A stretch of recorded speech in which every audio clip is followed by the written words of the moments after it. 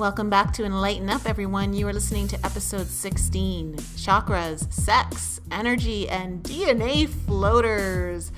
Yeah, we're going to get into that today, and it's not going to be the most comforting conversation you'll listen to, but it'll be highly interesting, I guarantee you that much. This episode, we've actually pre-recorded back in July for another show, and due to some traveling scheduling with Lisa, we thought we'd stick this one in this week so that we could give Lisa a little break to enjoy her little vacation back home. But we guarantee you that this is going to be an interesting episode, and if you know Michael, then you know he's got some great 2 cents to add to this discussion. And you will also get to hear Michael's bedroom voice, believe it or not, which is pretty fitting for this topic today. He had just woken up just before we recorded this. So, everyone, now you know what Michael sounds like when he wakes up in the morning. But, you know, this conversation really is important. And I think there are some things in here that some of you have never even wondered about. So, without further ado, let's get into the episode and find out what we all had to say. How are you guys doing today? I'm doing great. How are you, Nicole? I'm good, Michael. I know it's really early for you guys. You guys are on the Pacific Coast. I'm doing fine. So, let's talk about sex and how that affects us energetically. And I kind of wanted to talk about, to start it all off with, energy cords and what that is. So we all have, when our soul incarnates into our body, we have an energetic cord, like our cord of life. And but we also can create energy cords with people, things, ideas, thoughts, all that kind of stuff. So we tend to create these emotional cords a lot with the people that we love or care about most, but we can also create these energy cords with strangers. And even if there's someone we haven't even really met yet, we can also interact with them on an energetic level. Even if you have a loved one who's passed on, like say a dead aunt, there's still that energy cord in place between you two. And so when we have these cords, the strength of that cord actually depends on how much energy, time, emotions, thoughts we invest into this person, idea, or thing. And these cords, they usually attach to the chakra centers that correspond to that particular chakra center that we're most predominantly plugged into with that person, for instance. So, for example, Lisa, Michael, and I, we are likely having a cord attachment between all 3 of us through our throat chakra because we communicate a lot with one another through our podcast, through just our friendships. And I mean, if we're just going to think about it just on like more of the aspect of our communication, there's the throat chakra cord energy. So when we are thinking things or anything like that, that energy cord is transferring that energy back and forth to one another. So for instance, Lisa and I, we've kind of had a bit of experience with telepathy with one another, right, Lisa? Yes, absolutely. Yeah. Yeah, and I think in my head all the time. I'm so sorry. So I think so that would be an example of us sharing our information through that energy cord. Now, if you have a strong sexual relationship with someone, that also creates an energy cord. And that energy cord is usually in the root or sacral chakra, which is our first and second one. And the first one is the red chakra, and the second one is the orange chakra. So these cords keep our energy tied into that person and vice versa, which can affect both parties in many ways that people I don't think fully understand. So when you think about when you think about people who met someone and they start to fall in love right away, this is one of the reasons. Is because there's that cord attachment there. We can't tear ourselves away from the other one. We always want to be with them or think about them.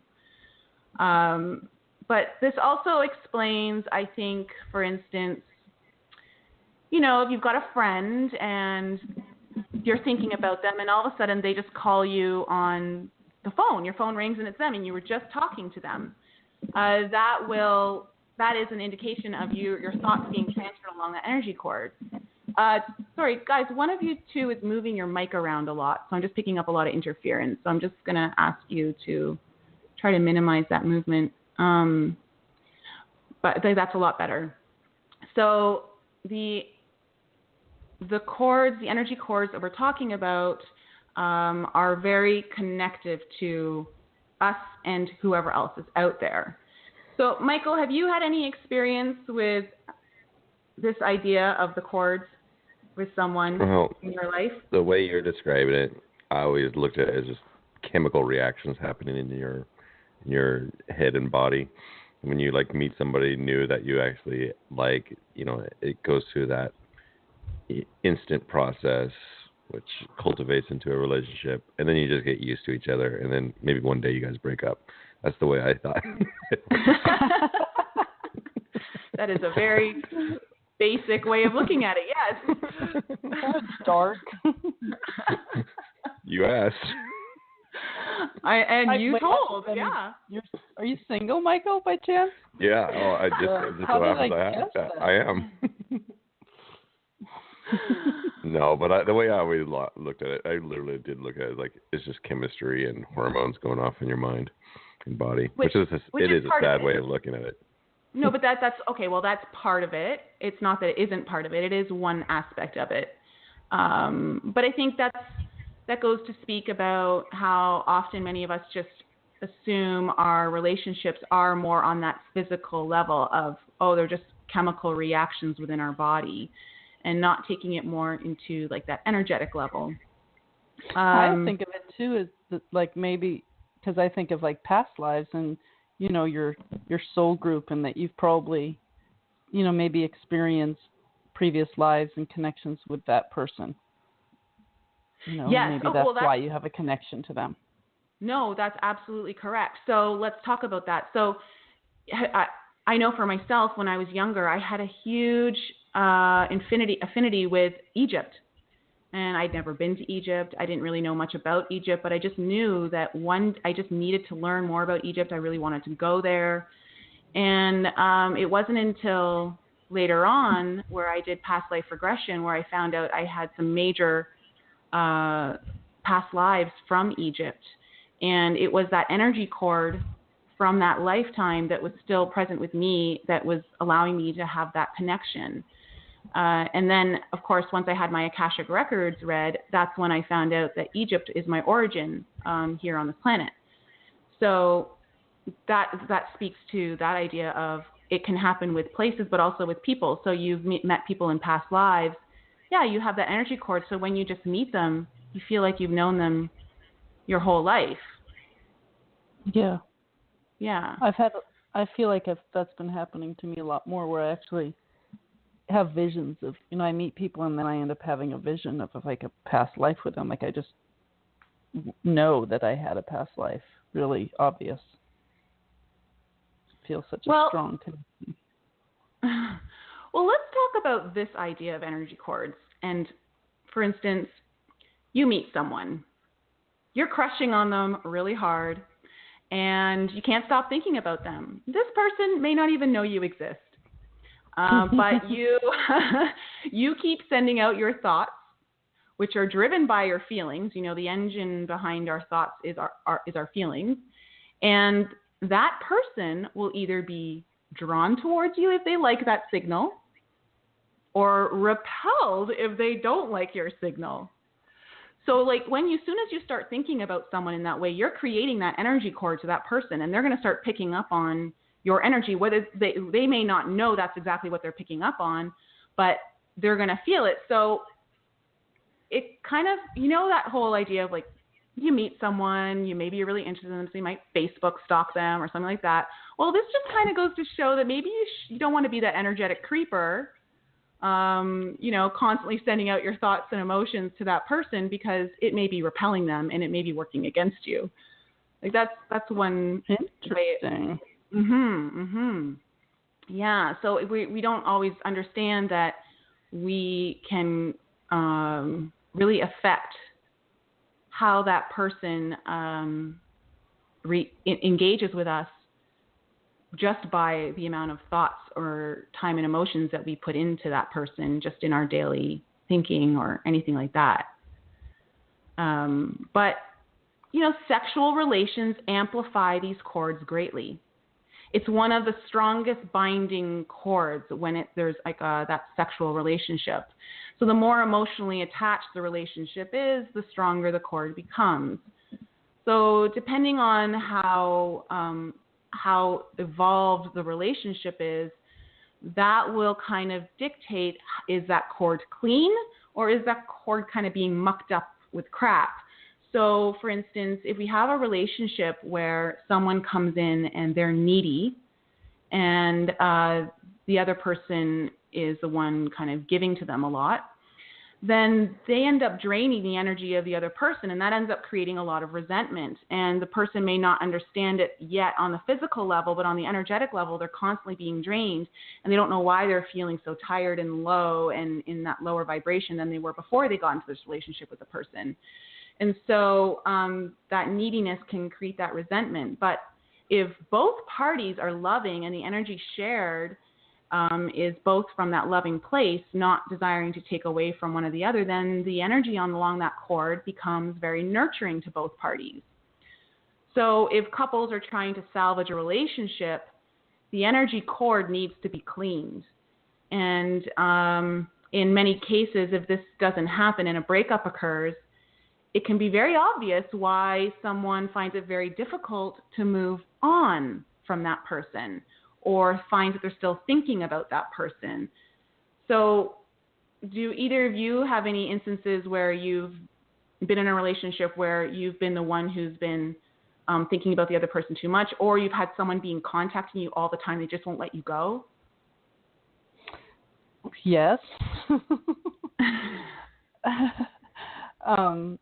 Yeah, and I know what you mean about like feeling that person, like especially if that person's like purposely kind of like sending you their energy, when they're thinking about you so much, and they're, you break up with someone and say you wanted to break up but the other person didn't necessarily want it, and they're just sending you like so much energy because they're thinking about you all the time. Like I can feel that. Like I can, like it gets in my head. Like I'll just start thinking of that person or feeling kind of strange. Like I know that they're attaching themselves to me. Like it's overwhelming. I can sense that. Yeah. I don't know if other people like feel that. I think for the most part, most people probably don't think of it in terms of energy and chakras and cords and things like that. You probably just think, oh, I spent so much time with them. I'm just thinking about them because, we spent a lot of time together, and, breakups are hard or whatever. But I don't think you realize that if that other person is, really, sad, they're really upset, and all they're doing is thinking about you, that's going to affect you more than if they're able to just kind of move on. Well, yeah, they're sending you that energy, and so you're naturally taking on that kind of sadness and like all that lower vibrational energy is being sent towards you, and you're taking it because of that energy cord. Yes, and we don't even realize. Yeah, and recently I did break up with someone, and I luckily had some help of some smart people that know Reiki well and energy cords and things like that just helped me, teach me how to detach those from myself and send, just send love back to that person, but get them off of me, get their energy off of me so that I could, not feel so bogged down by it. Yeah. No, it's true. It's true. Like you want to send the energy. It's almost like we want to transmute it and send it back with love. You can take your energy back, and I'm sending it back to you with love. And I think that's a good thing maybe to talk about, Nicole, just because, I wasn't aware of even what that meant about transmuting energy. I have been in the practice of getting negative energy off me for years. Just like, I can feel it, and I kind of like just cleanse my body with my hands and like swoop the negative energy off me, like, I just don't feel right today. That was not a good situation, or being around that person or whatever. And then I just kind of walk away, and I've learned that I've left that negative energy kind of lying around for other people to pick up. And I didn't know the importance of transmuting that energy after I got it off of me. Yeah.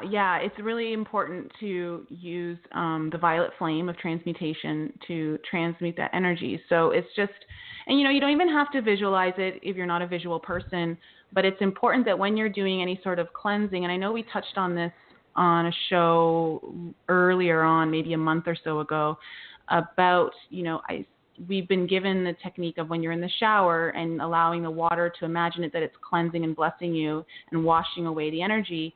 Will you also ask that the energy be transmuted into a higher frequency, and you get to choose. So you can say whether it's unconditional love, you can choose a color ray. You can choose like the color ray of blue, violet, pink for unconditional love, something like that, where at least you're being responsible with the energy that you're getting. So for instance, if we think about it in a concept of our trash, we have to throw our trash away. Well, we don't just leave it on the street for someone else to pick up. We got to be responsible with it. And so a lot of us now are using composting and recycling to reduce that. And then eventually the other trash goes to a landfill. But what we really want to do is we want to transmute it so that we're not allowing that energy to go to someone else unsuspectingly. Correct? Yeah, like that's what you were talking about, right, Lisa? That's exactly what I was talking about. Yeah. Michael, how do you feel about all of that? Well, you guys are like describing like situations that you guys just use different language to describe. For example, like the way I look at this energetic cord being attached to someone, I just look at it as called attachment.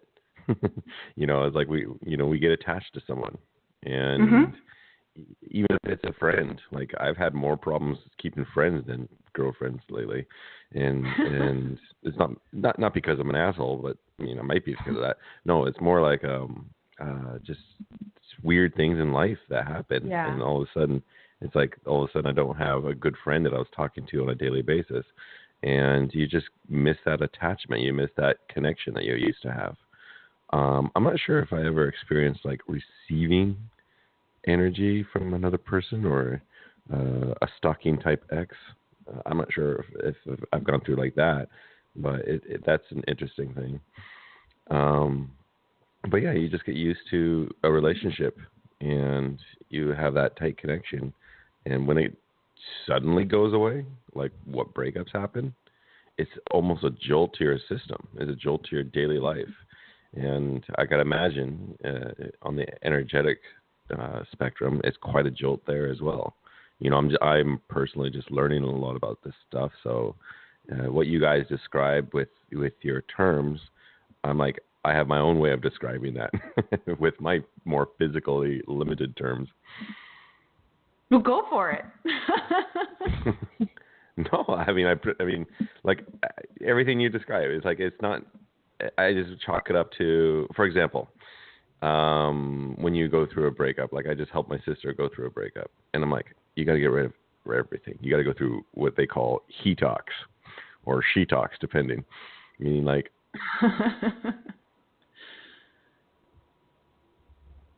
How do you do that? I think we lost him. Michael? I think we lost him. I don't know. His connection. I don't know. Did you hit mute, Mike? Did you mute your mic, Mike? Well, okay. Until he comes back on the line, we'll get to that he talks, she talks kind of thing, because that's interesting. I've actually never heard it called that before. But neither have I. I like the thought, though. I mean, Yeah. Helpful. Yeah. Michael, if you can hear us and you're having problems, you can call in on your phone to that phone number, 914-205-5468, and I'll bring you back on because there might be a connection with your internet connection right now.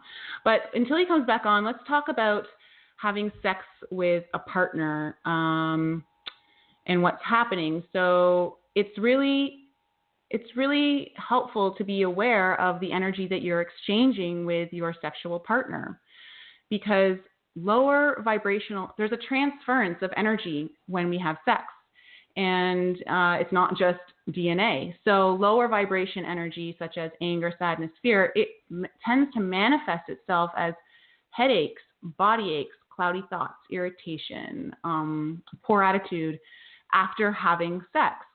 So if you're having sex with someone and you start to notice that you're feeling these things, then it's very likely that you took on a lot of their lower vibrations that they were coming into the sex with. And this has nothing to do with the quality of sex.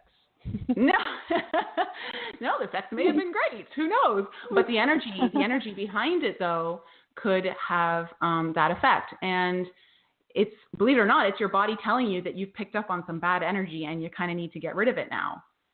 However, on the flip side of that, when high vibration energy comes in, it can be exchanged and experienced the same way, but if it's not clear, then it becomes trapped in areas of the body and it causes imbalance and disease. And this is called energetic debris. And so you want to clear this energy away. Now, energy can be transferred through oral, physical, and astral sex. So it can either be positive or negative, which is why it's important to select your sexual partners carefully, even in the astral realms. And so if you have sex with like an angry, abusive, negative, depressed, anxious, unstable person who's already in a relationship, then that negative energy gets transferred into you. So it just sits in you and your being, leaving you feeling empty and anxious and unmotivated, sluggish, unloved, and insecure. Would you then just start attracting, like, would you expect that if that happened, that you, because you have more negative energy in you, that you're attracting more negative, like, circumstances, like just things start, like your life isn't going as well, like things just kind of, start happening that are more negative and in line with that new negative lower vibration? Yeah, absolutely. Like Mike, I just brought you back on, by the way. Yeah, sorry about that. I had an awesome speech going on for minutes, and then I realized we totally missed it. So, okay, was talking about the importance of, the energy transference that happens to us during intercourse and how that affects us afterwards, and that it can happen on like the physical or astral plane. And how like you just have that toxic energy sitting in you from that person. And we're just talking about how it can then affect your choices down the road in life, just in your day-to-day activities. And how like, if you're feeling like this anxious or depressed feeling that this person's kind of left in you, then that's kind of going to get filtered into all of your day-to-day activities. So now like it's not just that moment that affected you, it's being transferred into a lot more of your life. Yeah, I can understand that. Yeah, but okay, so let's get back to your he talks, she talks. Oh, yeah, so you did hear that. Yeah, I mean, that's I never heard that term before. You never heard of that? Oh, yeah. No. You have to go through what I call he talks, she talks after a breakup. Like, I never understood why people, like, get super obsessive of their ex, even if they're the one that got broken up with. And stalk them, and even if it's just Facebook stalking, and keeping all these pictures, and like it just always bugged me as a friend of theirs, or if I just knew it, like if it was happening to like one of my family members, or even myself. And for example, myself, if this is gonna sound cold, but if like I break up with you, it's done. It's like I get rid of pretty much all your evidence of your existence in my life.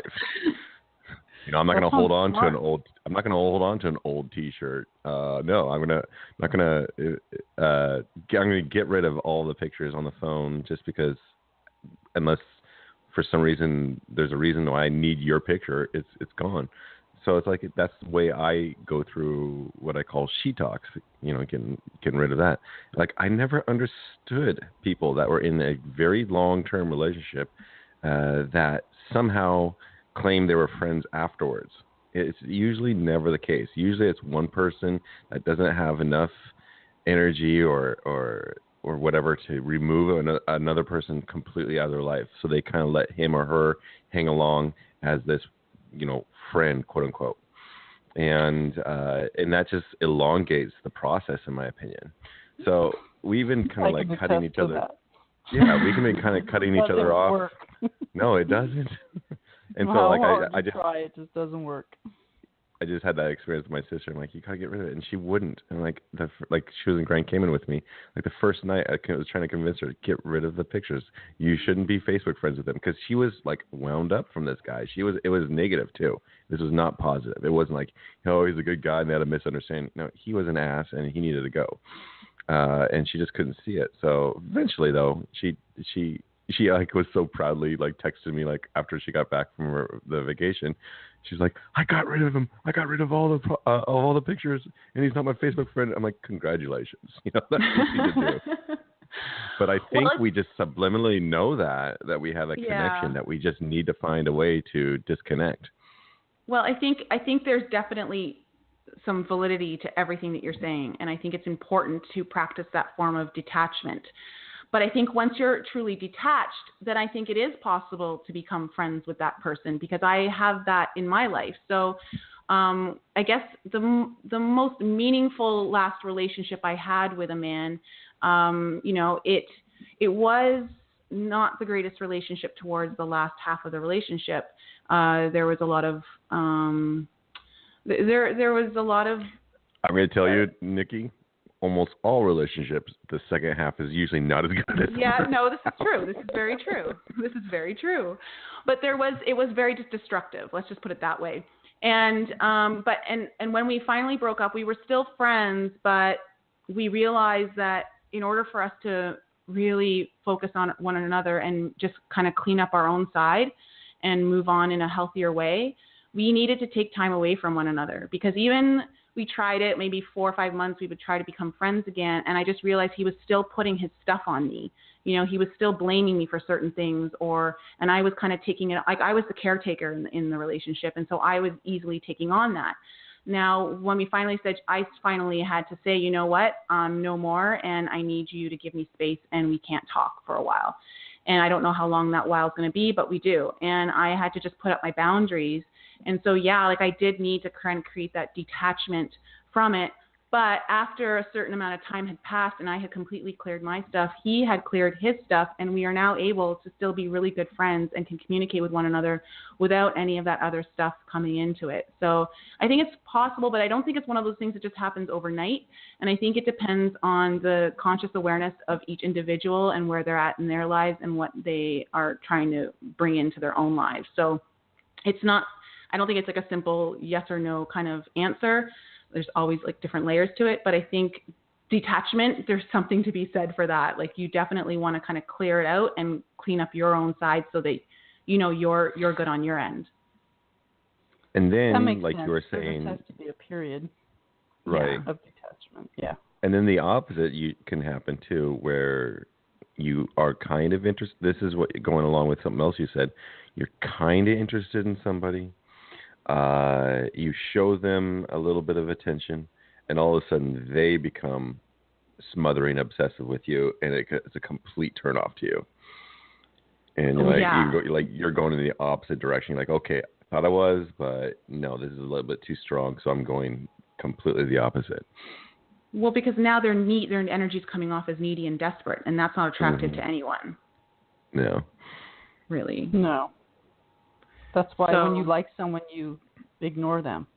You don't ignore them. Oh, Lisa speaks the truth. I don't know what you're talking about. pretend you're I've been ignoring so so many crazy. girls in my life. I tried. One of these days it's gonna work. All the chickens are gonna come home to roost. I'm like, oh, I remember ignoring you. Yeah, that's right. I think if it's meant to be, it'll be, and if it's not, then it'll find ways to self-destruct itself. Yeah. But just to kind of tie up energy cords then, so if you're constantly having sexual interactions with toxic people, and you're not cleansing your energy on a regular basis, then physical illness can actually occur due to your chakras being blocked with stagnant negative energy. And so it's important for us to kind of keep that in mind, that unless the individual we're choosing to have sex with cleanses their energy on a regular basis, then we're constantly going to be taking on that. We're going to become a basin of unhealthy, toxic energy. And I know, like, then it comes into the reality of, like, well, who's actually cleaning their energy? Like, who out there, like, am I going to find a guy who's actually in the process of cleansing his energy? And I think it just comes to the point where, you know, it depends on where you're vibrating at. If what you're attracting into your life, because like attracts like. So there's a good chance that if you are attracting toxic people into your life, there probably is something within you that you're needing to clean up yourself. So always using that mirror to go within and self-reflect. But since we just kind of brought up chakras, I kind of want to talk about chakras and sex and how the energy of the chakras is affected within the sexual encounter. So let's talk about the first one. Nicole. Yeah, so the first one is the red ray, which is our root chakra. And that's like the first energy transfer that happens. And that only has to do with the reproductive system. So when we think about people who are trying to have a baby and nothing is happening, there's a lot of frustration that occurs. And eventually what happens is it becomes this mechanical act, like there's no emotions left in it. It's simply just scheduling sex in to try and reproduce to have a baby. And I feel like this may be one of the reasons why people only focus on this part and then they struggle, because you hear the stories like when they stop trying spontaneously, it can happen after they've given up trying, so to speak. Right. So that red ray of energy is that survival energy. It's and it's just about the reproductive system and the organs. And so that is the energy of the sex in that way. So if you have two people who are only coming into sex and bringing in only that energy, then that, I think, is when people may start to have some difficulties getting pregnant, if that's what they're trying to do. Does that make any sense to you guys, or does that not sound? Did you say it was the root chakra or the sacral chakra? No, say? the root chakra. The root chakra. The sacral chakra is the orange one, which is the next one I was going to talk about. I mean, that makes sense to me. I mean, as far as energy and, clearing things, and that's always been the advice. Like any mother or grandmother will give their child when they can't, the child can't get pregnant or is trying to. It's always just like, stop trying. But I think that that's true with almost anything in life. Like when you try too hard, you're pushing almost against it. It's like, vision boards and stuff. They say you have to look at them and then just kind of forget about them. Like you're not trying to push so much energy towards it that you actually control it and push it away from you. You just have to have faith and you have to let go, and you have to have that sense of knowing, that it's already done. It already happened. I don't have to try anymore. I forget about it and everything's going to work out. So, whether you're trying to get pregnant or whatever it is that you're trying to do, I think it's important to let go. Yeah. So the next one is the orange and the yellow rays for sex. And that's your sacral chakra and your solar plexus. And these happen to do with our sexual desires and our sexual appetite. So if you only have, so let's just kind of create an experience here. If you only have one of the people having sex that is connecting through these chakra centers and energy rays, then there's going to create a block in the energy. Because the love happens from the fourth ray, which is the green ray, which is the heart chakra, right? Which is just above the solar plexus. And so when you have this blockage created where someone's only coming into sex from that energy place, like that's the energy they're giving, it's just all about sex and the animal primal kind of desire, then there's just this never-ending appetite for desire created. And when these two energy rays are exchanged, then it becomes polarized towards the negative, where one is being seen as an object and not another self, and the other is seeing itself as like the plunderer or the master of the situation. So, i.e., one is the submissive and one is the dominant. So I think we all know what movie that speaks to. I mean, we've all heard of the movie 50 Shades of Grey. That is an exact example of the sexual energy exchange between the orange and yellow rays. So, Michael, I've actually never seen that movie. Oh, yeah, Michael, I'm a bit confused too because I've never seen that movie. No. Oh my gosh, are you serious? I thought it was a porn for girls. I didn't know what it was. Oh, okay. Well, I mean, it's kind of a good thing that you never seen it. I mean, it's really not a great movie.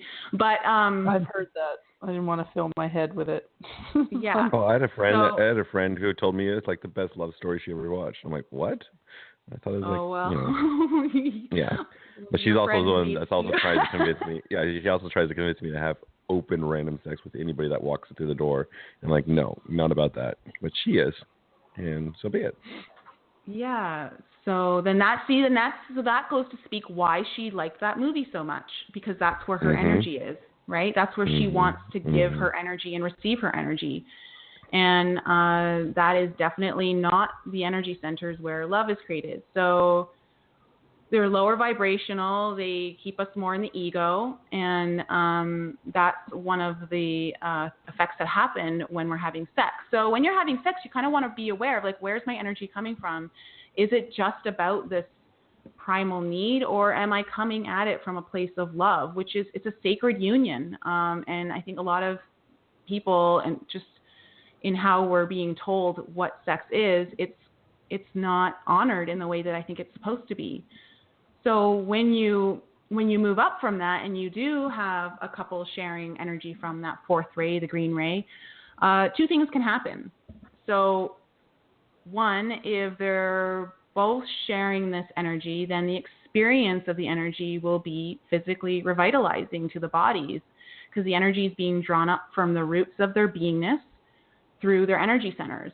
And the energy also creates this inspiration to the mind-body-spirit complex. So it enhances like intuitive natures. So you're really starting to enhance one another in that way when you're both coming in from the green ray, the love chakra. Now, if this energy transfer becomes blocked, if one or both people have a fear of possession, so of being possessed or desiring possession or desiring being possessed, which is interesting, I think. Desire of being possessed? Yeah. So like you're someone else's object. Or you want someone to be your object of desire. That's probably more typical than we think. I mean, you say that out loud, and I'm like thinking about it. I'm like, you know what? There's a lot of men that want that, and women both. Yeah. So this is what happens when one or both parties involved are not coming from that green ray. And so if one is, then it creates a block. And if both parties are, then obviously it definitely creates a block. So the other option is that can happen is the other person is offering the green ray energy and the other is not offering that energy of universal love. It creates that blockage of energy for one, and then it makes this, it creates like this frustration or appetite. So the green ray that the person was bringing in gets polarized towards service to others. So it gets pulled down more a little bit into the negative. So now it's about helping the other person, which that person is the person who came in without the green ray is the needy person, and the other person coming in is kind of like the one who wants to help and like fix the person. So then now your energy is getting pulled in, and it's no longer from that green ray. So that I thought was really interesting. That is interesting. Michael, you have any thoughts? Michael, you have any thoughts on the no, well, skeptic over there? Yeah. Okay, I mean, go. The way again, you're using different terms of things I described. Either you have a connection with the person or not. Either it was purely physical or not, or it was mental. You know, girls and guys talk about this all the time. Either you have a mental connection. We use that term a lot. You have a mental connection with the person or not. But like, yeah, the pure physicality, I really think it's a huge negative in people's lives to have that just purely physical. That's the only thing they want to keep doing on a daily basis or relationship basis, where they have like a new person every weekend kind of business. And I never could figure out. Maybe it's the way I was growing up, but like when I see people into that life, I'm like, why would you want that? I like the idea of having a much more in-depth connection before going down that road. But some people skip over that and start with the orange chakra. Start with the orange chakra, thinking that's their way into the green chakra eventually. Or, I mean, face it, that's how a lot of relationships start. I think they said even like 30% of one-night stands turn into a relationship.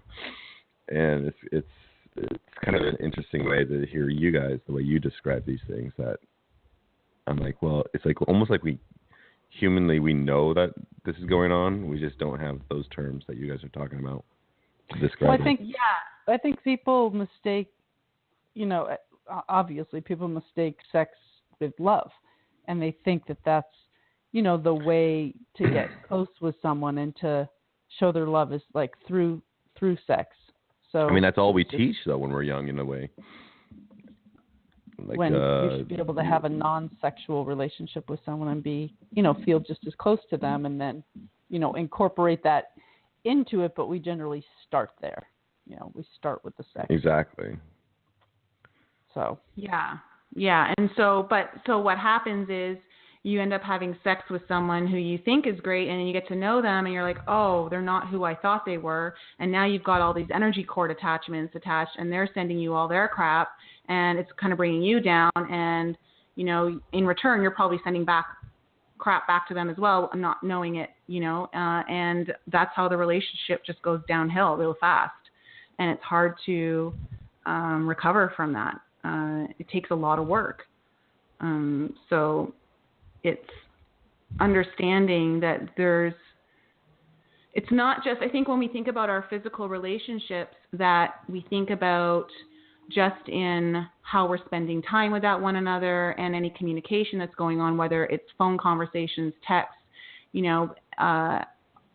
but we don't think about all the space and time in between when we're not with that person. And, how is that affecting me, or how am I affecting them? And if you're in a negative space, even though you're not physically in the same room as that person, it's affecting you. So you really want to be careful about who you choose to be having sex with, because the sexual energy cord is such a strong cord created. It's one of the hardest cords to cut. So if we talk about that, like cutting, how do we clear our energy space? How do we clear our energy field of these attachments so that they're not affecting us? And one of the things that we're taught is through cord cutting. And I know that I've used cord cutting in the past, not just with romantic relationships, but with other relationships, friends, family, that were creating this constant exchange of lower vibrational energy. And I had a cord cutting ceremony on the beach with a friend of mine for me and one of my family members. And ever since I did that cord cutting ceremony, our relationship just went into a completely healthier direction. So it's important for us to know that it only takes one person to cut the energy cord. Like, you don't need both parties to be cutting it in order for it to be severed. But I know that, I don't know if Michael, if you've heard of this, but Lisa and I both use Archangel Michael's sword to do energy cutting, cord cutting. Right, Lisa? You've used it? Yeah, I have. Sometimes yeah. over and over and over and over. Yeah, no, it's true. It's true, and that's daily, why. You do. But eventually, it works if you stay on it. Yeah, some people will be easier than others to cut cords between because the relationship hasn't been that substantiated. But when it's with someone who you spent a lot of time, a lot of emotion, like you've invested a lot into that person, then it becomes a lot harder to cut. And they say that the sexual cords are the hardest ones to cut. Yeah, I agree. Yeah, especially if your relationship was mainly sexual, then it makes it even harder. Mhm. For sure. Yeah. Have you heard of that, Michael? Like using Archangel Michael's sword? Because I know you know never. Archangel Michael. Yeah. Tell us how to do it. I thought he was too busy, warding off demons, let alone cutting off my sex cords.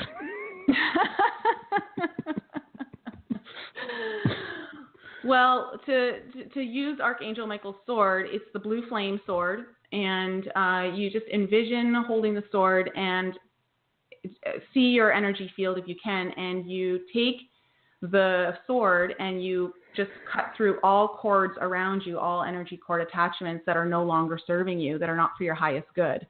And you just take it around your whole body. So going through like the front of you, through the back of you, the side of you, above you, below you. And you can just visualize it in your mind. You can do it actually with your hands if you're kind of someone who likes to just move around more. But it's basically asking Archangel Michael to assist you with his the blue flame sword, to cut any energy cords that are no longer serving you or to your highest good, and ask that they be cut and severed permanently, so that you're no longer taking on the unwanted energy from other sources.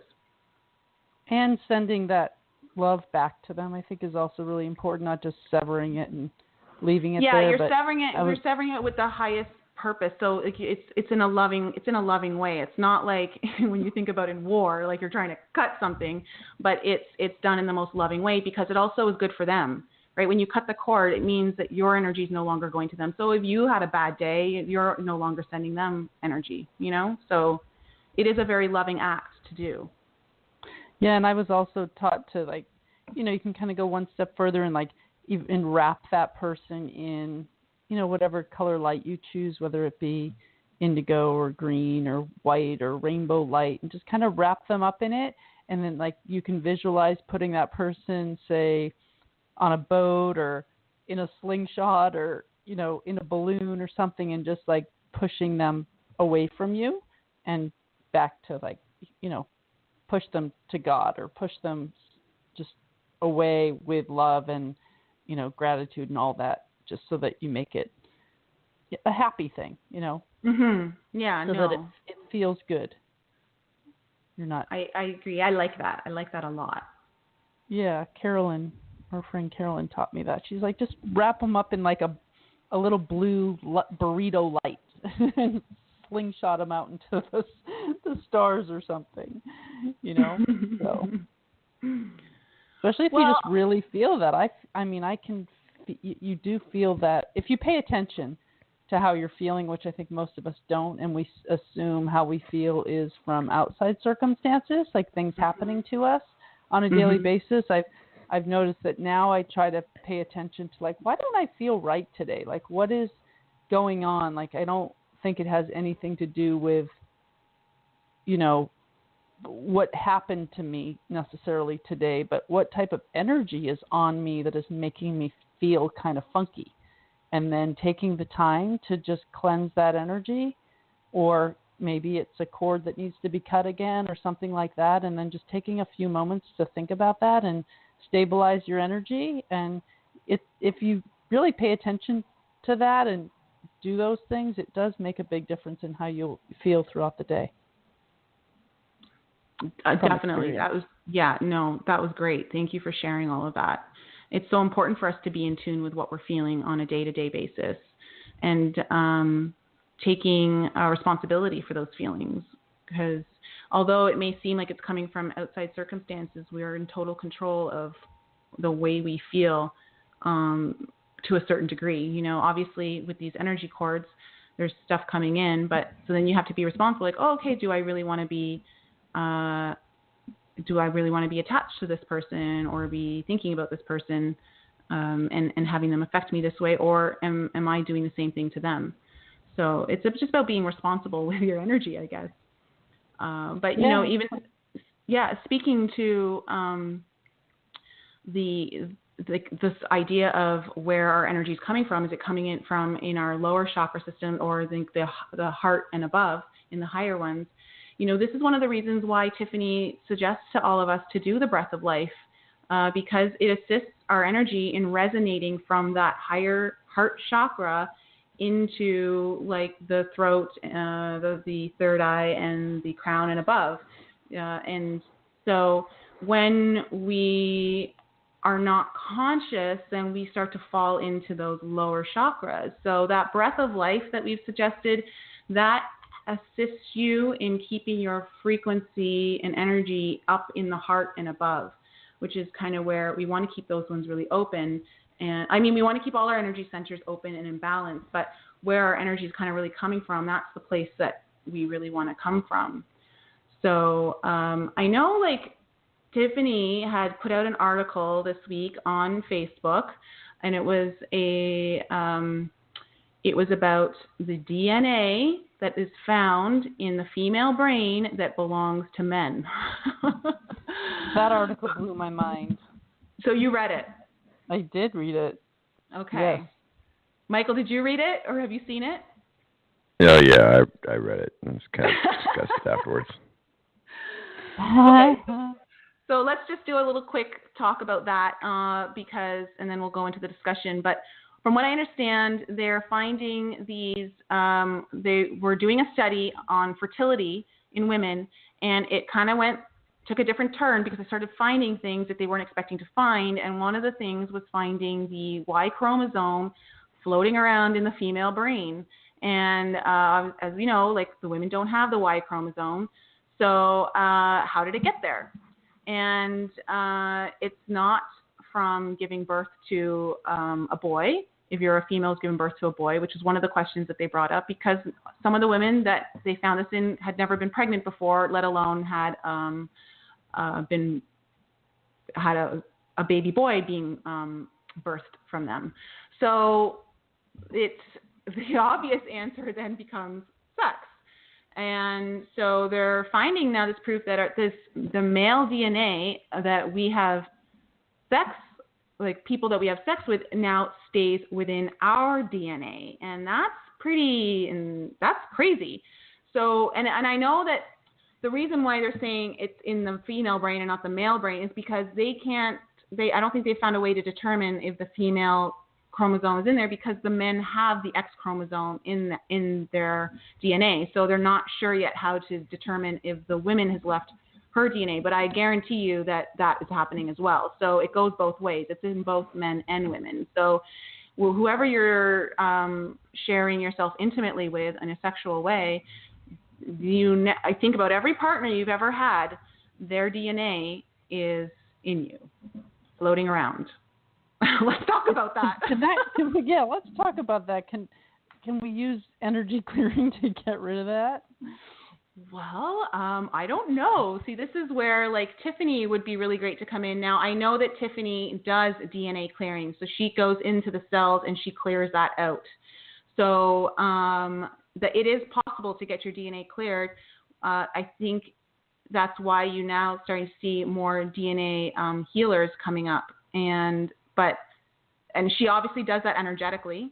So I'm going to say yes. I'm going to say yes to that. that she can clear that. I believe that to be true. In fact, when she did work on me, I think she talked about that, just, clearing me of any prior relationships and DNA and all that. So that makes me Michael? happy. Yeah, Michael. Well, I know. I feel really good. I feel like I've been given a clean slate. So yeah, I'm gonna need some help from Tiffany on that one. Yeah. So what were your thoughts on it, Michael, when you read the article? Oh, it was definitely creepy. It might explain why there's so many damn genders out there, though. Well, that's an interesting take on it. No, meaning like all the genders that we have nowadays. I think Facebook has 60 some odd genders that you can pick from. Oh gosh, I know. Before, I don't even get that. Yeah. I have no idea. Like, I'm so happy you don't get it because not a lot of people get it.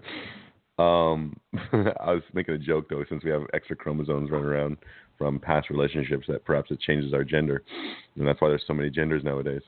But it's just, you think it's? I mean, you're a science guy, so no, I'm completely joking. I know you're. I do not think there's an actual theory. Saying, if there's actual DNA in you or Y chromosomes from a guy that you've had sex with, when you reproduce, is that like, could that affect like your children and their DNA? That's a really good question. Yeah, I can't imagine. I would imagine that would be the case. Yeah, I would imagine that would be the case. You always hear about those moms that have a really negative pregnancy, or they're just negative, and like their kid just grows up negative. And do you wonder if it's from before, or if it's just how they grew up under, the negativeness of the mom? You never know which came first. Yeah. Well, I know that when a mother is pregnant, that she will naturally, obviously there's a cord that's created between the baby and the mother, and her energy does get put into the child. And the child, because they're such a pure source of love, they haven't had the incarnated issues that you get later on as you grow up, that they are just the purest source of love at that point. And so all they want to do is help and take on that energy from the mother. And so they take it on. And it's not until later in life, after the child is born and the child starts to grow up, that now if that was a continued process where that didn't stop, then all of a sudden the child's starting to feel resentful towards the mother and not even knowing why. But this can also happen with like the father as well. Like it's I mean, obviously the deepest connection from pregnancy is between the mother and the baby, but this also does happen with the father and child as well. But it's because the children, with the babies, when they're born, they're just of that pure source love, and so they're unconditional. It's not about giving to receiving. It's just that natural, like, I'm just going to give to you unconditionally. And so they take on that energy from their parents. Interesting. So at some point, I mean, I wonder if that has anything to do with, adolescence and, just how teenagers start pushing their parents away. Or it's like, are they trying to like get that energy off of them to become their own person? Exactly. And that's why it's very healthy for children to start understanding their boundaries and start saying no sometimes. It's because they're starting to understand that maybe this isn't the energy that they want to take on a very high conscious level. And would energy clearing and cord cutting work in those circumstances for kids? Yeah. Oh, absolutely. For teenagers, maybe you need to sever those energy cords from your parents. Like, I don't know if you could completely because you're still, close to them. But it depends, though. Even if you have good parents, you still might feel very rebellious in your teenage years. It's not like you really want to sever your cords from your parents just because you're going through teenage rebellion. It might be just a process in life, because like you and I went through a rebellious stage along with many of my brothers and sisters. But we thought our parents were great and did a good job of raising us. So it's like, I think it may not be a cord that you necessarily need to cut unless it's like toxic. Well, I think you won't want to clean it up, and sometimes severing it first is the best thing to do, and then the cord can attach again. You can choose to reattach it, right? And now you've got a clean cord, and you're not working with all that toxic crap still on it. I don't think it necessarily has to do with being good parents or bad parents either. I think that, my ex-husband and I think we're great parents, and we really, loved our children and did a good job raising them.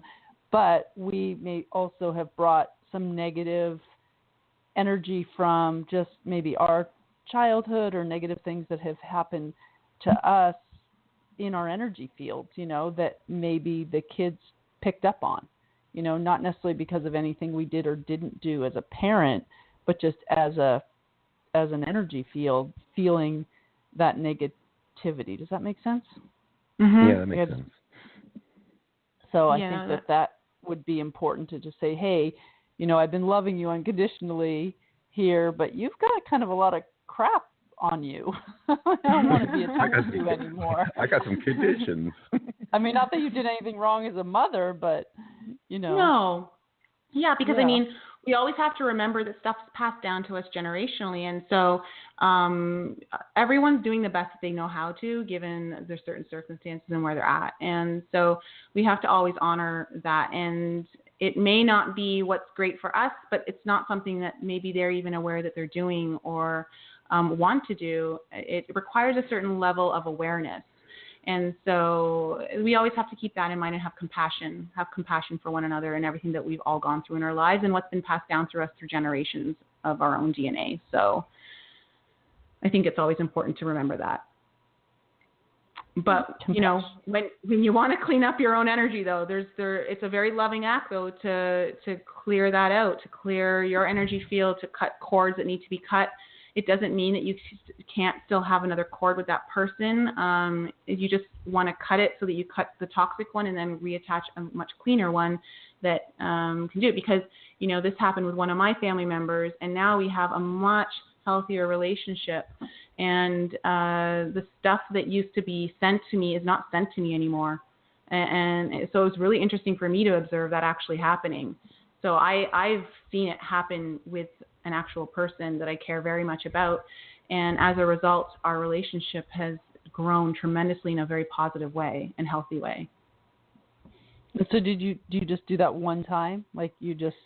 I did that only one time. Now, I also know that, with some of my work with like Tiffany, she's gone in and she said I had a ton of attachments, Now, I don't know where all of them come from, but I know that because of me being a therapist, I took on a lot of people's energy as a massage therapist. And I know I've done well over 10,000 massages in my lifetime. So I can only imagine that, part of that has to do with the people that we come in contact with. And certain clients of mine would be regular clients. So I'd see them on a very consistent basis, and they would open up to me about their problems. And I would take on that energy and try to help them, because I didn't know then how to be, I didn't know how to be empathic towards them without taking on their energy. Right. I thought I had to take it on as well, but that's not empathy. So empathy is being able to be there for the person without taking it on as well. And that's another way of like something that you can do on a regular basis to protect your energy fields that I only recently have learned about, and feel it has definitely helped me, because I'm the same way. Like I just take on people's energy, or even going out into a crowd before I go out to where I know there's going to be a lot of people around, or interacting with people that, I don't know, that I make sure that I'm protecting myself more, and that I'm consciously not taking on the energy of the people around me. Mm-hmm. Yeah, I think that's good. Yeah, it seems to be working. I feel better, and I've been more, because I think about that stuff, and I've been, taught it recently and more aware of it. I am paying attention to how I feel. Like yesterday, I didn't feel quite right, and I knew it had to do with energy. I'm on vacation, and I've been going to a lot of different places and crowds, and been in, me to be around people whose energy isn't that high, and I just really felt like, oh, I need to get some of this negative, lower vibration off of me, and I just kept visualizing that and working on that yesterday, and by the afternoon I just started to feel normal again. So yeah, I think it's important. It definitely works. It does work. It's and I know for some people it sounds like, maybe to you, Michael, it sounds a little crazy. You're like, no, you just felt that way because you hadn't eaten breakfast yet or something. Yeah, I mean, well, that's the thing about science. You can always chalk it up like, oh, you got low blood sugar. Of course you're going to be cranky. Or what I've dubbed as hangry, exactly. when you're angry because you're hungry. Went the wrong way or something. There's always a reason. But I think that what I'm learning is, though, okay, say your Uber driver did go the wrong way, or he came late, or I don't know, something. Those things are more of an effect than a cause of how you're feeling. So, like, the original cause was the negative energy that you're carrying around, which started to show itself in things not going right in your day, rather than things not going right in your day are the reason that you don't feel right. I think one of the biggest things that I've learned from you guys, if you want to just think about that for like the last, say, a couple months, is you really taught me how to just on the outside level see people as either more positive or as more negative.